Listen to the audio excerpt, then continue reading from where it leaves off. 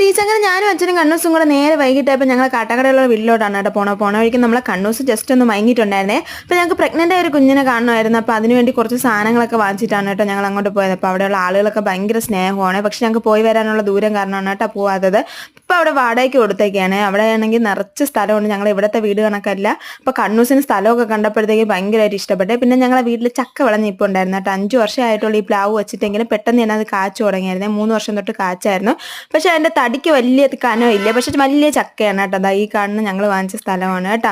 അങ്ങനെ എൻ്റെ അച്ഛൻ തന്നെ പ്ലാവിൽ കയറി ചക്കയൊക്കെ പറിച്ചെടുത്തിട്ടുണ്ട്. പിന്നെ ഞങ്ങളെ വീട്ടിൽ അരിനെല്ലിക്ക പൊടിച്ചിരുന്നു. അപ്പോൾ കണ്ണൂസിന് അത് വേണമെന്ന് പറഞ്ഞു. പിന്നെ അതൊക്കെ പറിച്ചു കൊടുത്തിട്ടുണ്ട്. അപ്പോൾ കണ്ണൂസ് ഹാപ്പിയായി. പിന്നെ അപ്പുറം ഇപ്പുറം ഉള്ളവരൊക്കെ എന്തൊക്കെയാണ് ഞങ്ങൾക്ക് തന്നു വിട്ടിട്ടുണ്ടായിരുന്നേ. പിന്നെ അതിൻ്റെ തൊട്ടടുത്ത് തന്നെ ചിപ്സ് വറക്കുന്ന സ്ഥലമുണ്ട് കേട്ടോ. അവർക്ക് എക്സ്പോർട്ടിംഗ് ഒക്കെ ഉണ്ട് ചക്കവറ്റലിൻ്റെ. അപ്പോൾ അവിടെ നിന്ന് കുറച്ച് ചക്കവറ്റലൊക്കെ നമ്മളെ കണ്ണൂസിന് വാങ്ങിച്ചിട്ട് ഞങ്ങൾ നേരെ പ്രഗ്നൻ്റ് ആയ കൊച്ചിനെ കാണാൻ പോയേ. അവിടെ ചെന്ന് അവളെയും കണ്ടിട്ട് തിരിച്ചിറങ്ങി വരണ വഴിക്ക് ഞങ്ങൾ കുറച്ച് മീൻ കൂടെ വാങ്ങിച്ച് വീട്ടിലോട്ട് പോയി. അപ്പോൾ അത്രയും